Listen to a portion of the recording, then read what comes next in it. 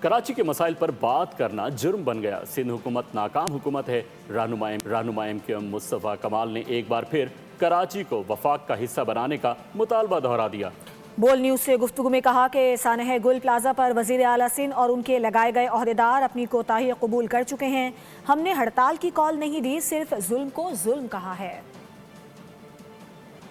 کہ یہ جو ناکام حکومت ہے پیپلز پارٹی کی 17 سالوں سے، اس کو یہ حق نہیں پہنچتا کہ پاکستان کے سب سے بڑے شہر اور اس کے اتنے 70% ریونیو کما کر دینے والے شہر کا کنٹرول وہ اپنے پاس رکھ سکیں۔ یہ حکومت یہ ناکام ہو گئی۔ ہمارے اس بات کی تائید ہوتی ہے کہ وفاق سیلف فور آرٹیکل 148 149 کے ذریعے کراچی کو وفاق کا حصہ فائنینشیل کیپٹل کو ڈکلیئر کرے، کیونکہ اب اس حکومت میں یہ اہلیت نہیں ہے سندھ حکومت میں، اور وہ اس قابل نہیں ہے کہ وہ کراچی جیسے پوٹینشیل شہر کی حکمرانی اپنے پاس رکھ سکے۔ وزیر اعلیٰ اور تمام لوگ ان کے عہدیداران خود ایکسپٹ کر چکے ہیں کہ ہاں ان کی کوتاہیاں ہیں۔ ہم نے کوئی ٹائر نہیں جلایا، ہم نے کوئی ہڑتال کی کال نہیں دی، ہم نے تو صرف اور صرف ظلم کو ظلم کہا ہے۔ اس کے اوپر اگر وہ یہ ان کا رویہ ہے کہ کوئی بات بھی نہ کرے، ایم کیو ایم کے اس موقف کی تائید ہو جاتی ہے کہ 18ویں ترمیم میں ملنے والے اختیارات اور وسائل، اس کا عوام کو ٹرکل ڈاؤن کوئی فائدہ نہیں ہوا۔